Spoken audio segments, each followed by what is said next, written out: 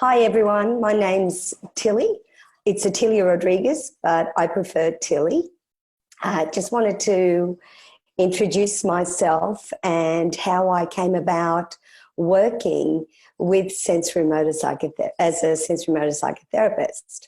So my background's in psychology and I completed my PhD in I was going to say sensorimotor psychotherapy. I only wish that wasn't the case, with mental health and deafness. So I work with the deaf community here in Australia. I'm going to try not to use my hands, but I can't promise. They often do their own thing. So I worked at the Royal Institute for Deaf and Blind Children in Sydney. And whilst doing my PhD, I worked at the Missenden Psychiatric Unit in Sydney also before starting my private practice. I've been in private practice for over 20 years. And I love learning, and I would go and attend lots of different trainings and to find out how I could best service my clients. You know, clients would come in and they would come in and we'd have a little chat and everything was fantastic. And, you know, they'd go off and they'd feel good. And I feel like I've done my part. This is great. But then they'd come back and they'd come back after a year, and it was always around the same time. And I thought, what is this? What is going on here? You know, so, you know, going back to my work with the deaf community as well, and thinking, what can I take from this in order to help my hearing clients? And of course, working with the deaf community, we're looking at the nonverbal communication, we're looking at the facial expression, the body, the movement. And, you know, when I went to a workshop that Janina Fisher was holding here in Sydney, I thought, what is that? Sensorimotor psychotherapy. That sounds a bit interesting. It sounds like something that might be really useful, perhaps. And so I enrolled for my level 1, and I arrived in Melbourne and thought, wow, you know, it was a little bit, you know, was excited, was happy to be there, wanted to learn more, but had a little bit of reservation, you know, like I go to so many trainings and then, you know, get really excited, inspired, come back to my office. I want to try things with clients. And then it's like, you go back to that old procedural learning, what we know best, right?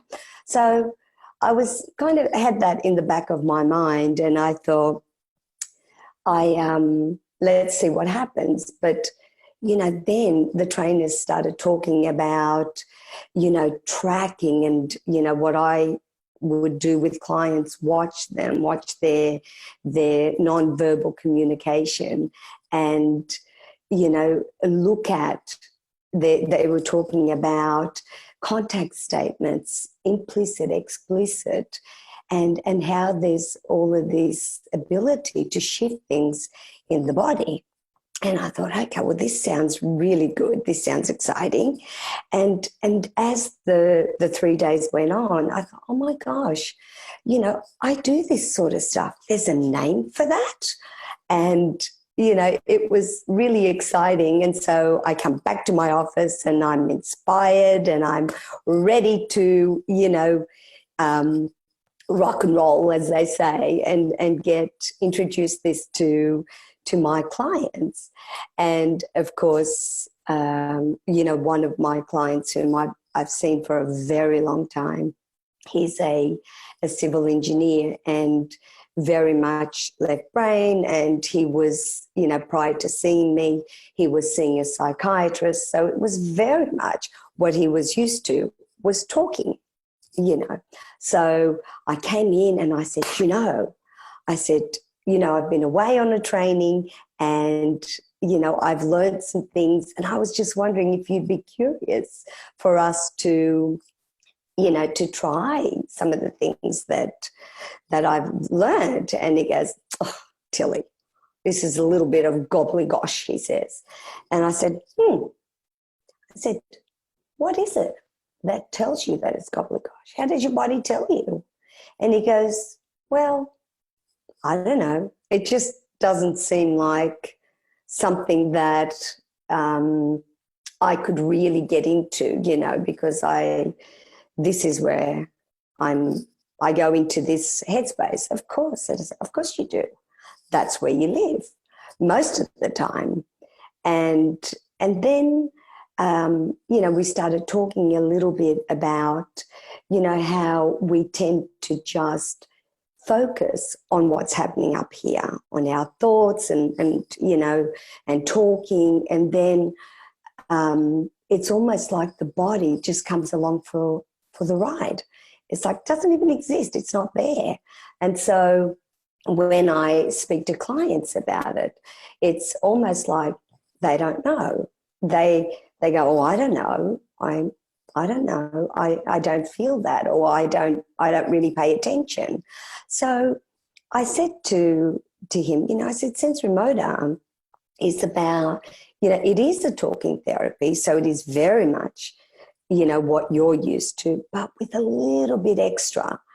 We actually use the body. And I said, this is Pat Ogden's work.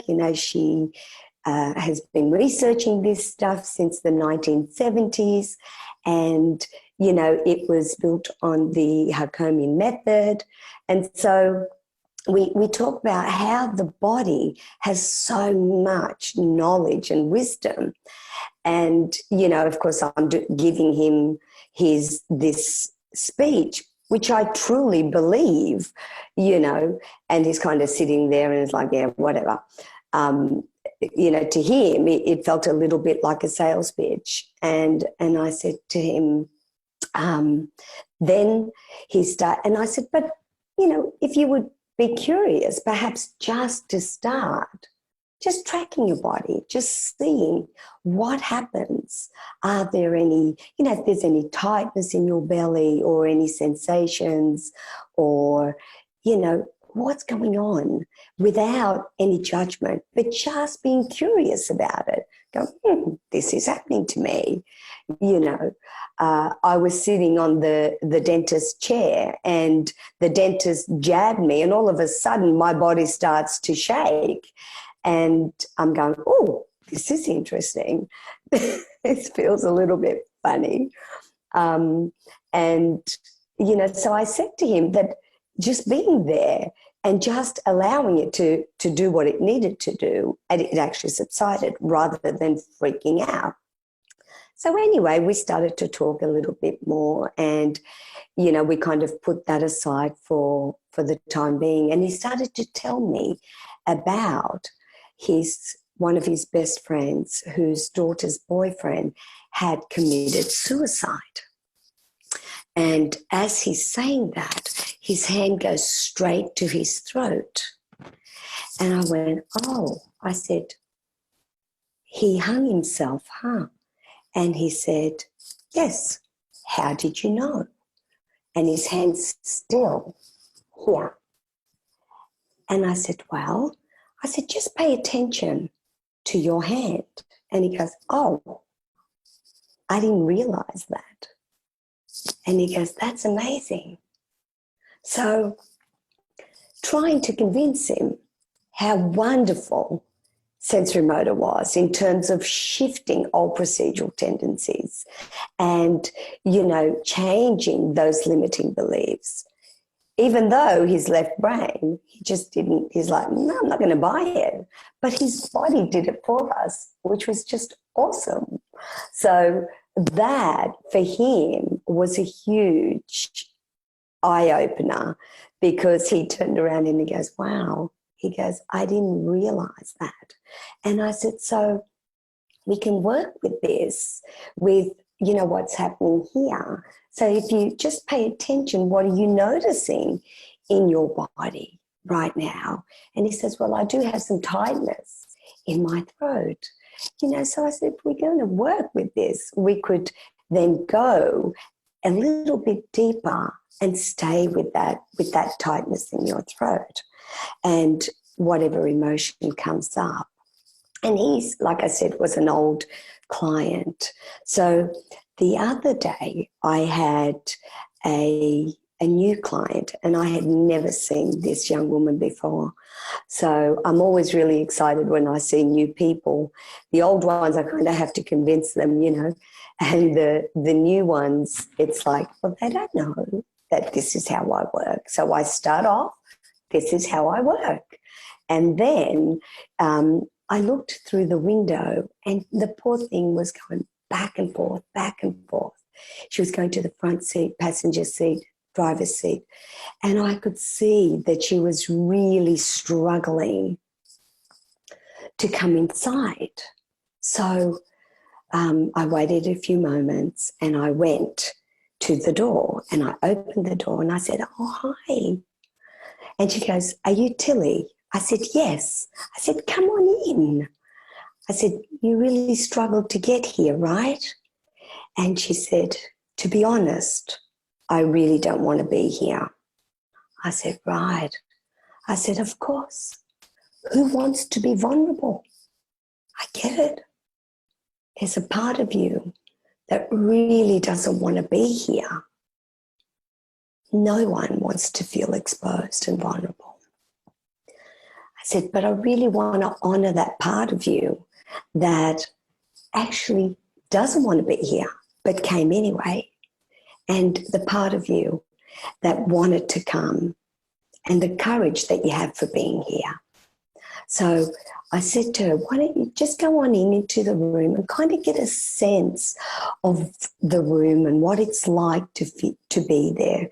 Just really just kind of pay attention, listen to your body and just see what that's like. So she went in, she sat down, crossed her legs, and she's like very suspicious. And she's like, oh gosh. And she said, you know, I've done this before. And she's a professional woman. And of course, we started to talk a little bit about vulnerability and being exposed and being there. And I said to her, you know, during my training, we had to do this with other colleagues.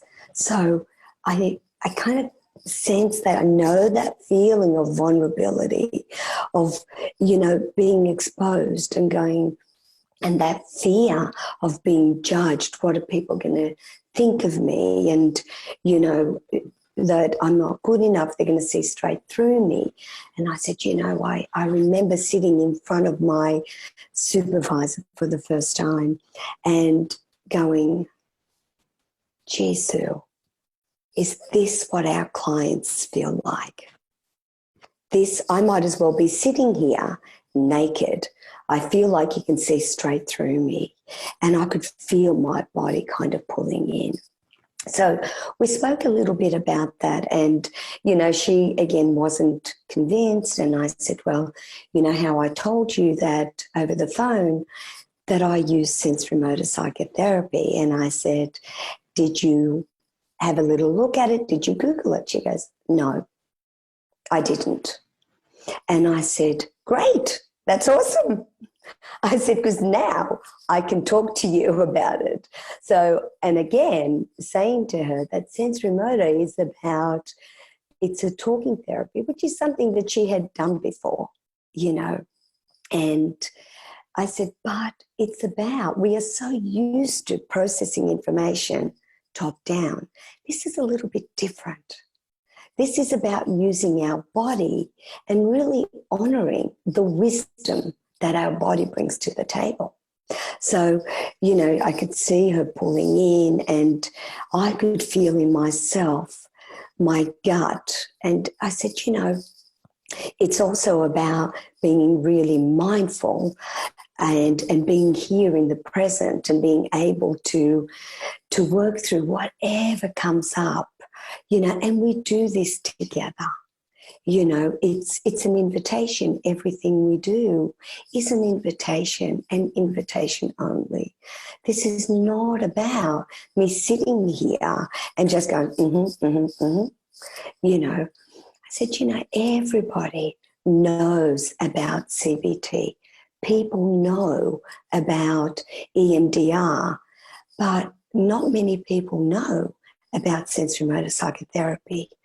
I said, but one of the things that I've noticed is that using sensorimotor personally, being a client of sensorimotor and also as a therapist, that the benefits are amazing. So I said to her, I'd like to share a little experience that I had with you, if that was okay, which of course she was very kind and agreed. And then I said to her, a few weeks ago, I went to the specialist and the specialist wanted to measure me. And I said, oh, you don't need to do that. I said, I'm 1.55 meters. I've been 1.55 meters since I was 14, almost 6 foot, right? Anyway, she said, oh, no, come on, I still have to measure you. I said, all right, no problem. I'll humour you. So I went there and I said to her, I'm going this way, I'm going that way. I said, but definitely not this way. But I stood there and allowed her to measure me. And she goes, oh, no. She says, you're 1.56 meters. Oh, I went, wow, that's amazing. I've grown a centimetre. And the only thing that I can put that down to really is the work that has been done on me through sensorimotor psychotherapy. And there's been a procedural shift in my body. So perhaps from being like this, that now my body is much more aligned.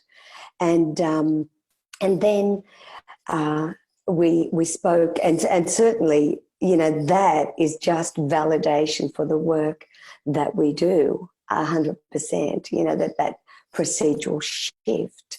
And I've got a couple of photos that from a client that I use with his permission, of course, that I often bring up. And it was a before, so before we actually started the session, and the one after.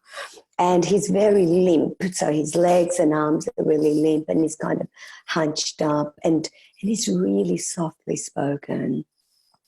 And then, so I asked, what do you see here? And she tells me, and then I bring the other photo in, and I said, so what do you see here? She goes, wow, that is so different. So his shoulders are up, he's strong, he's aligned, and there's been a clear procedural shift in the body. And she goes, oh, but he's wearing the same clothes. And I said, yes, of course, because that was at the beginning of the session, and that was when we went right through the session. So she kind of got intrigued a little. So I started a little bit more, and I said to her, I'm kind of feeling a little bit of tension, a bit of nausea in my gut, almost like bubbling up, and some tightness here in my throat. I was wondering if you would kind of just check in with yourself and see how you're doing inside. And she said, yes, I actually do feel a bit sick. And she said, and it's kind of, and I've got some tension here in my throat. I said, great. So if you and I were going to do a sensorimotor session right now, I said, but we're not going to do that at the moment, right? So, but we would stay with this tension. We would frame this. The frame is about a contract. It's about you and I, what we agree to work on, what you're comfortable in working on. So we would use that, and the sadness that's clearly coming up. So then we kind of developed that a little bit further so that we could see what else happens in the body, what else comes up using, so that you are mindful. And the reason we do this is that, to treat trauma or attachment wounds, attachment issues that we all have, irrespective of how wonderful our upbringing was. Because as children, we have and we develop these beliefs irrespective of what our parents are trying to do for us. So we had this lovely session and helping her to understand that, and bringing attention, tracking. I said, tracking is not about analysing. It is about helping you be mindful and being in the moment, trying to process what's coming up for you, whether it's an image, whether it's a thought, and how that's impacting on current relationships, things that happen at work that you might think that, why did this person do this to me? Why? Why do I feel so sad every time they turn away from me or when my partner does that? This could be old attachment wounds and not necessarily what's happening to you in the here and now. So, it was just fantastic to be able to speak to her, and I could see her body relaxing. And of course, at the end of it, because at the start she goes, I don't want to be here. And I've done this. I've heard myself give this speech to clients of mine. I know. But I said, that's okay. I said, you'll know at the end of the session whether or not we actually connect. If we connect, great. We'll make another appointment. If not, that's perfectly okay. So she went off and, of course, she did make another appointment. So, using, that is how I introduced Sensorimotor, and using Janina Fisher's chart on all those symptoms, because a lot of the times clients come in and they don't know. It's usually I'm depressed or I feel anxious. So what I often do is I cover the word trauma, and I ask them to have a look around and see all of those words that are around there and ask them, can you tell me which ones you do not relate to? But keeping in mind that I've already done a little assessment and asking them, have they had trauma in their background? And the answer is usually no. So they go, I can relate to all of them, or I can relate to all of them bar that one or that one. And then I peel off the Post-it note and I say, what does that say? It's trauma. So then, again, that's another way of going, all right, so there is trauma. And so we can use Sensorimotor because that is all trapped inside your body. We get triggered, we get hijacked. We don't know what's going on. We use the word depression and anxiety because it's often used very loosely. But those things are also symptoms of trauma. So we go ahead and we talk about that. And for some of my clients, they're right into it and they just love being able to speak, to do the sensorimotor piece, and they really want to get into it. For some clients, it takes them a little while, and I ask them to go on and just for the first time, when they get home, just track, just be mindful of what your body is trying to say. What is it when I'm here that I feel this? What's my body trying to tell me? And just be open, because the body will tell you. So it is about processing information bottom up, which is different to what we're used to. So I don't think we have much more time. But I really want to just say thank you so very much for being here with me. Thank you to Pat and Kakuni and all the wonderful trainers who have instilled all of their knowledge and asked to continue to instill their knowledge. And it's been such a wonderful gift and such an honour to be able to work this way with my clients, because I have actually seen such a difference. And on that note, what I would like to do is actually read a little text message to you, if I may. This client of mine, I've been working with her for 12 months. This lady has motor neuron disease. When she first came to see me, she could not stand for too long. She would walk in and she would literally drop onto the chair. And her speech, I had to sit really close in order to understand what she was saying. So this after, and I get many messages from her because she is just loving sensorimotor psychotherapy and is actually really enjoying the seeing things shift. She has attachment trauma and there was childhood trauma, sexual abuse. So she met up with a friend the other day, and actually I apologise, the day before yesterday, and she sent me this yesterday. And she says, this is her friend telling her, she goes, I loved catching up with you and loved seeing you so well. She said, Jax and I both said how well you look and your speech and walking today was amazing. What are you doing to improve it? You can't see it. So if that isn't testament to the work that we do, I don't know what is. So she's looking forward to seeing her neurologist, and so am I. So this is just wonderful. Thank you so very much.